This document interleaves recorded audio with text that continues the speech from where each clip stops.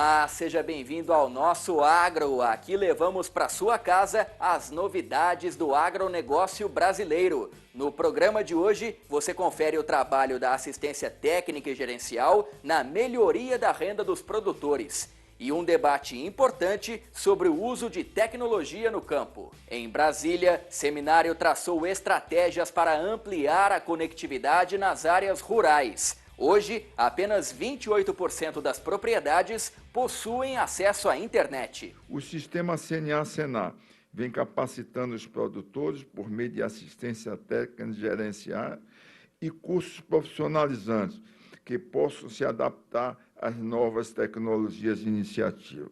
Em Sergipe, você vai conhecer o caso de um pecuarista que diminuiu o custo de produção de leite depois do auxílio do Senar.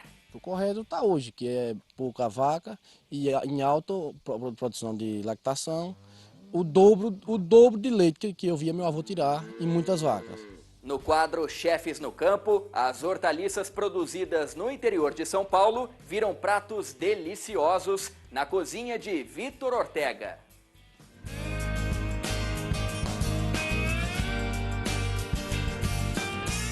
Tem ainda o Agro em 1 minuto sobre a criação de frangos, o resumo da semana para você ficar bem informado e o Agro Desafio que sempre testa seus conhecimentos. Fique com a gente, o nosso Agro está só começando. Nos dias de hoje, quase tudo pode ser feito pela internet. Transações bancárias, pedir uma refeição ou simplesmente ficar por dentro das notícias. Mas essa realidade não chegou a todos os cantos do país. Das mais de 5 milhões de propriedades rurais do Brasil, menos de 30% possuem acesso à internet. A falta de conectividade no campo impede melhorias na produção e na vida das famílias. Por isso, o sistema CNA-Senar, a Anfávia e o Estadão promoveram um seminário para debater o assunto. Sem sinal. Leandro tenta, mas a chamada não completa. E a conexão móvel de internet parece ter evaporado. Para falar no telefone, ele caminha até achar algum ponto que funcione.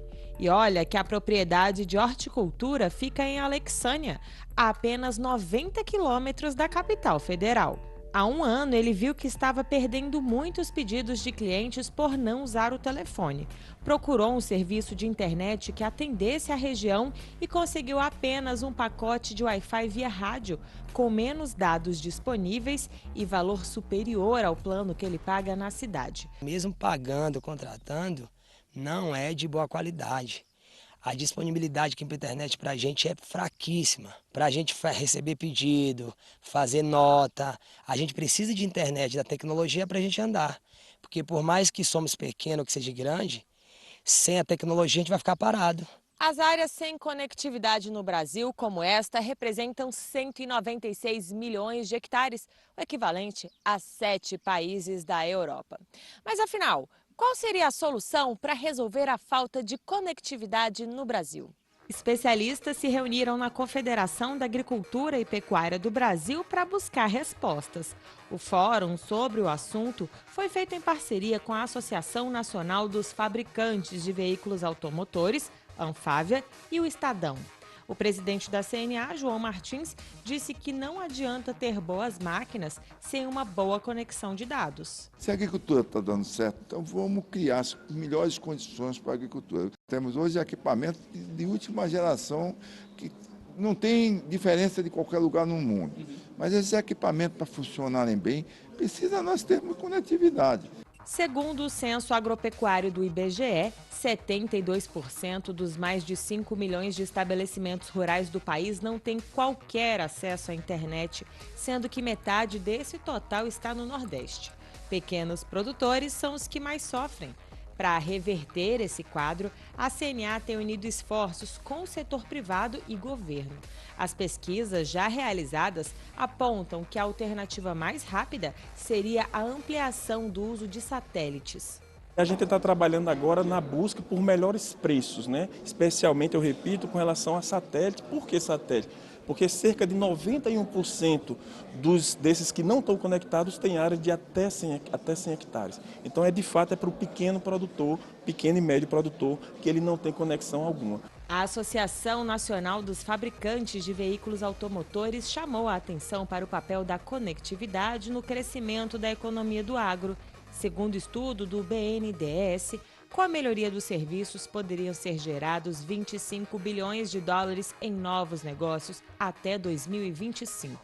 A tecnologia pode reduzir os custos de produção, aumentar a renda e ajudar o meio ambiente.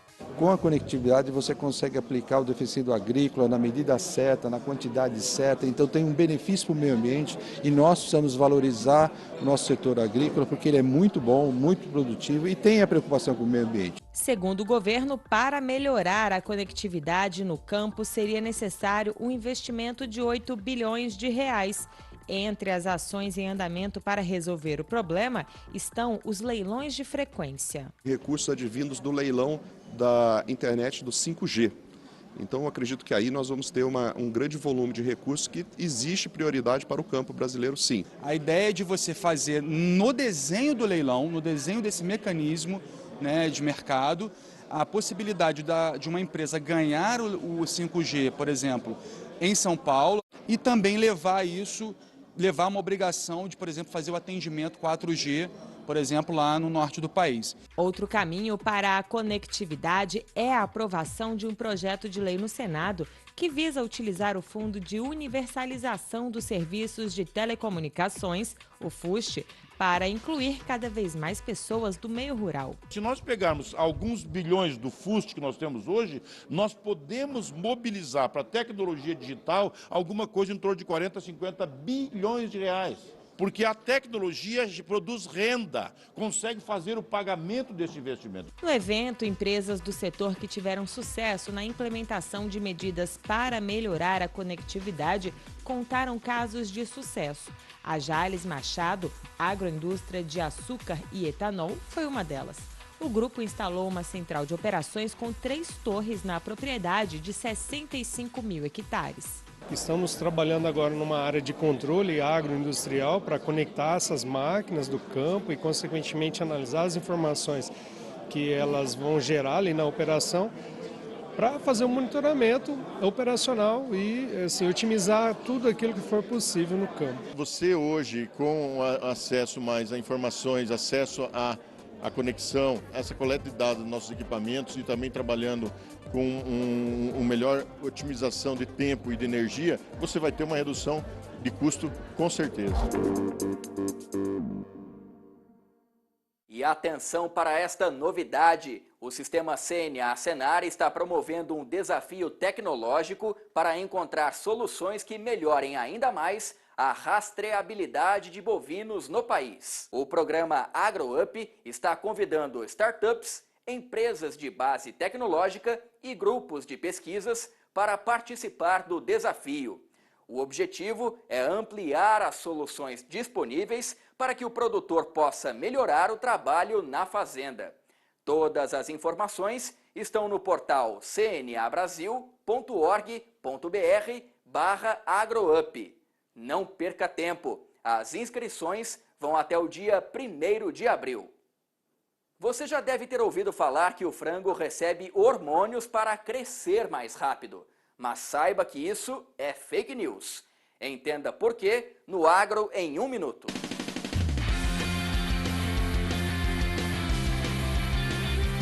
Este é um dos maiores mitos da agropecuária brasileira. Pensa comigo, desenvolvimento significa necessariamente o uso de hormônio? Eu acho que não, né? Mas por que o frango hoje em dia cresce tão rápido? Antigamente não demorava bem mais? Presta atenção na resposta. Ao contrário do que acredita uma parte dos brasileiros, o crescimento rápido do frango não tem nada a ver com hormônios. Há mais de 70 anos, pesquisadores brasileiros desenvolvem formas de melhorar a genética, a saúde e a alimentação também das aves. Além disso, dar ração enriquecida com hormônios sintéticos ou mesmo injetá-las nas aves é proibido pelo Ministério da Agricultura. E não podemos esquecer que o Brasil é o maior exportador mundial de carne de frango. Você acha realmente que o mundo todo compraria a nossa carne de frango se ela estivesse fora dos padrões internacionais? Já pensou por quantas fiscalizações nossos produtos passam mundo afora?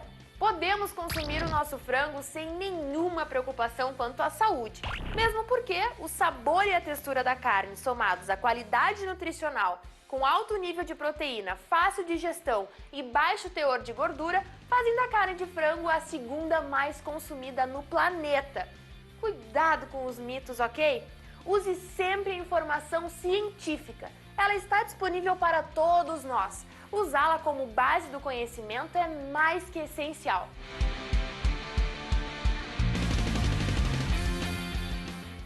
Já falamos de conectividade no campo, desafio tecnológico e um mito sobre a produção de frangos. Mas ainda tem muita coisa para você, confira! Em Sergipe, produtor rural reduz custo de produção de leite e economiza até no tempo de ordenha. E no quadro Chefes no Campo, Vitor Ortega aproveita hortaliças para preparar receitas que valorizam a individualidade de cada ingrediente. Tudo isso é no programa de hoje, mas antes tem o Agro Desafio. Qual destas frutas é típica do Nordeste brasileiro? Caqui, umbu, coco ou banana? Você confere a resposta logo depois do intervalo. Até já!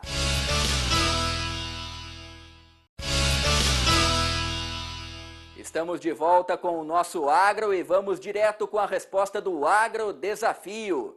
A pergunta foi: qual destas frutas é típica do Nordeste brasileiro? Caqui, umbu, coco ou banana? Quem respondeu umbu, acertou! A fruta vem do umbuzeiro, árvore conhecida como fonte de sombra para a população da Caatinga. Isso porque o umbuzeiro é a única espécie que se mantém verde e com vitalidade, mesmo em períodos de longa seca, por conta da capacidade da árvore em armazenar água na raiz. De acordo com a Abra Frutas, o Brasil produziu mais de 8.000 toneladas de umbu no ano passado. A Bahia é o maior produtor de umbu do país, produto usado para consumo in natura ou em forma de doces. O uso de tecnologia e tratamento específico para cada animal foram algumas das mudanças que ajudaram um produtor de leite em Sergipe a ganhar tempo e evitar a mortalidade das bezerras. No Alto Sertão, onde ele vive, toda mudança no manejo e na gestão da propriedade é bem-vinda para reduzir o custo da atividade e aumentar a rentabilidade para o pecuarista.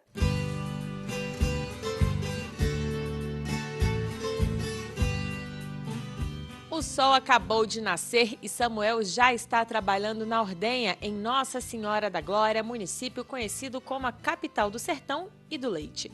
E não é à toa, a região é uma das principais produtoras do estado.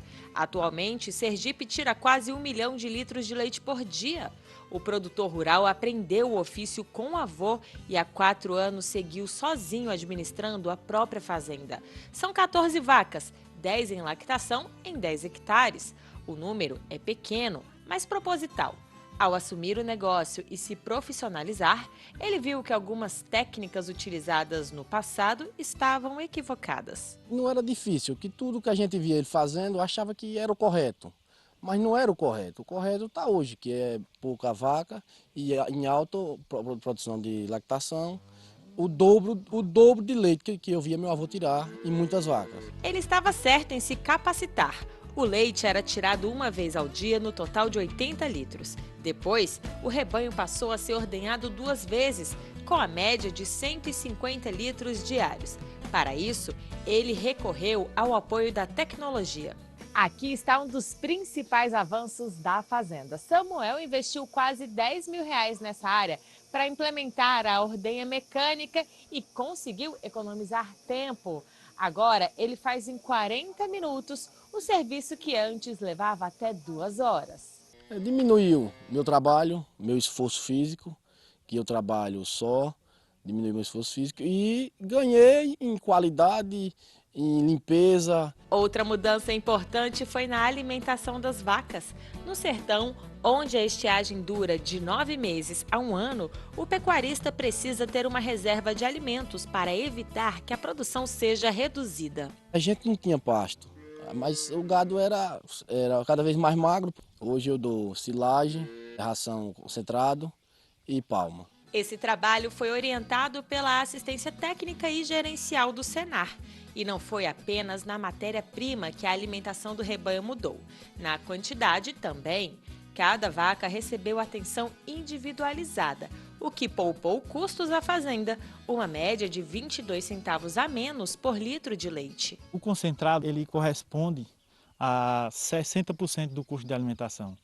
É o maior impacto no custo da produção de leite, um dos maiores impactos é o concentrado. Tem muitos produtores que não tratam por lotes ou individualização das vacas. O que quer dizer isso? Quer dizer que vaca produzindo 25 litros de leite, vaca produzindo 15 litros de leite, comendo a mesma quantidade de concentrado, de proteína, isso onera o custo para as vacas que estão produzindo menos e penaliza as vacas que estão produzindo mais.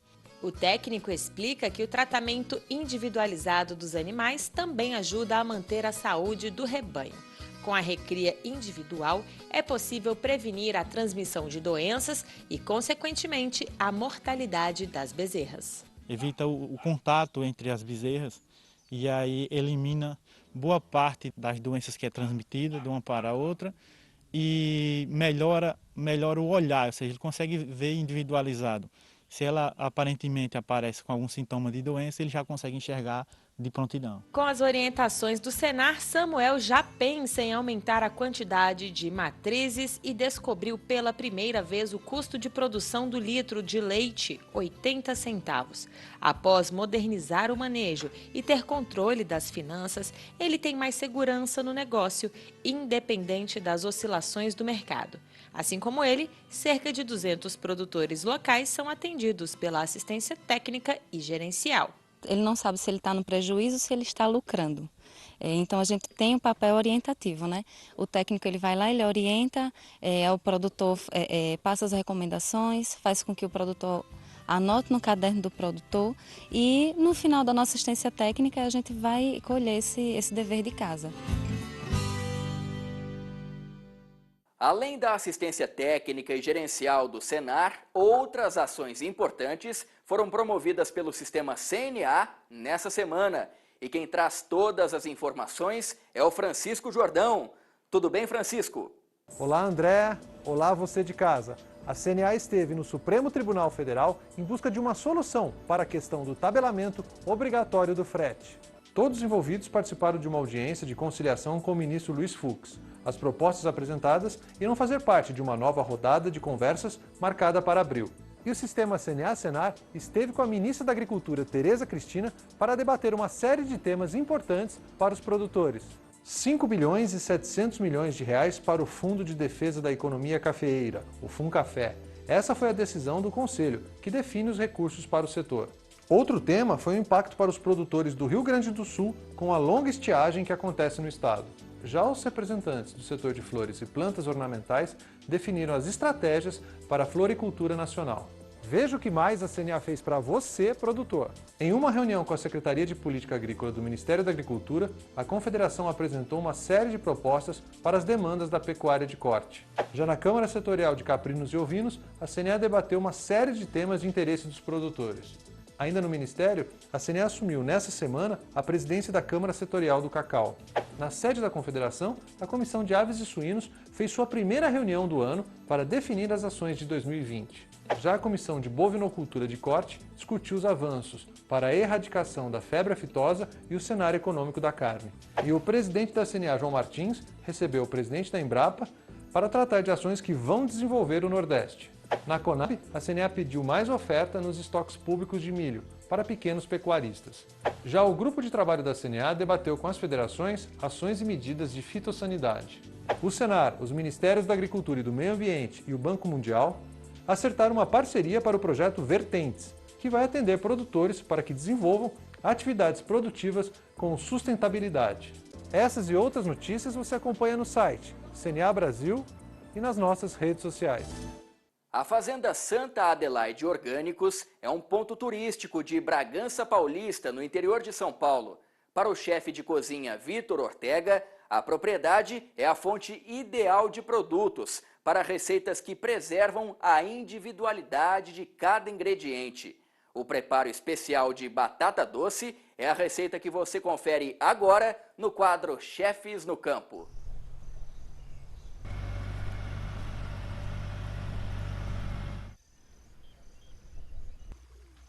Orgânico, a primeira coisa é aceitar o que tem de bom na sua região, ser local. Segunda, aceitar o que tem de bom na estação, ser sazonal.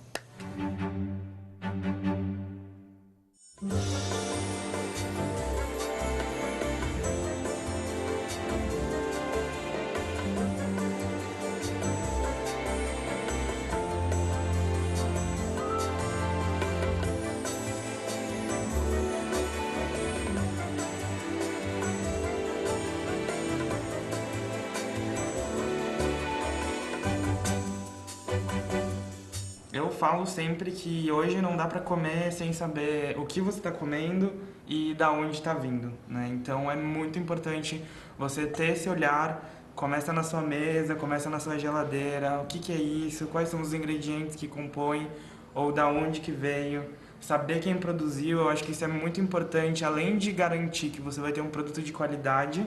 É uma satisfação muito grande, porque quando você cozinha, você transforma um alimento que começou a transformação ali na mão do produtor, na mão do agricultor.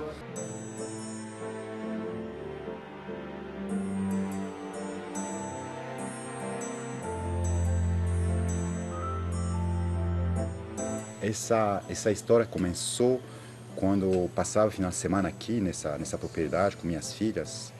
E o desafio era elas incorporarem, comer mais vegetais no dia a dia. Então a gente tinha uma pequena horta, onde a gente passava o final de semana plantando, colhendo.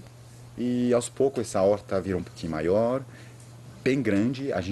Nós aqui da fazenda e as pessoas que moram na fazenda, não tinha mais como, consumir tudo que a gente produziu. E a gente começou a oferecer os produtos para os vizinhos da região. Hoje temos 10 anos de história. Eu fiz a mudança de uma vida urbana para uma vida mais rural. Em 2012, exatamente, eu fiz a mudança e decidi totalmente me desligar, da minha vida paulista, urbana, para me tornar agricultor. A gente chegou na conclusão que só as variedades super ambientado ou nativa que vão em frente. Então aqui a gente tirou tudo era que cítrico, tipo laranja, essas coisas não vai, mexerica não vai, figo não vai, pera não vai. Quando você diz não vai, significa que vai muito pouco, vai feio, vai ruim? A planta lida só com doença. É? Não tem no seu DNA para aguentar a peculiaridade do sol e do clima-tempo. Aqui a acerola, aqui nesse pomar, a acerola é mais do verão. Tá? A gente tem uma acerola amarela, acerola laranja, acerola vermelha. A gente tem biriba, a gente tem pitanga, a gente tem jabuticaba, guamichu, a planta que eu te mostrei, mas não dá para te mostrar a fruta, o fruto. A gente tem uvaia, que é muito na moda agora na coquetelaria, mas há 5 anos atrás, quando a gente mandava uvaia, as pessoas não queriam uvaia. Queria maçã. Agora está mudando, entendeu? Está mudando, valorizar, ser local, é isso que acho que está cada vez mais interessante no movimento.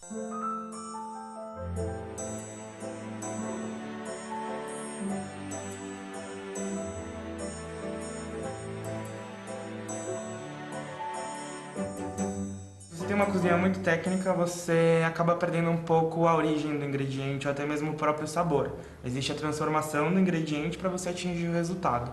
Quando você trabalha com ingredientes assim, você tem uma cozinha muito mais simples que vai valorizar a particularidade de cada ingrediente. Foi o que você tentou fazer aqui? Exatamente, exatamente. Então a gente tem preparações super simples que vão valorizar a individualidade de cada ingrediente, sem muita transformação. Bom, batata doce é um clássico, né? Dá pra fazer doce, o pessoal tá comendo bastante salgada, e é uma forma diferente de fazer. Nossa! E o Senar, para mim, foi uma grande oportunidade para entender esse mundo. E o Senar, além disso, ele tem vários cursos, sabe, de capacitação, tratorista, roçadeira, poda, jardinagem, flor. E o Senar também disponibiliza aqui no estado de São Paulo um curso de agricultura orgânica. Eu fiz esse curso. Esse curso foi o primeiro passo, sabe, para eu ter certeza que eu iria trabalhar com isso. Me deu muita segurança nessa escola. É um curso maravilhoso e o papel do Senar é capacitar pessoas para disponibilizar recursos para o pessoal, a cadeia agrícola. Todos esses movimentos ajudam nosso trabalho a crescer e a chegar mais perto do consumidor. O Nosso Agro termina aqui, lembrando que todas as ações mostradas no programa só são possíveis com a sua contribuição, produtor rural. Voltamos na semana que vem. Até lá!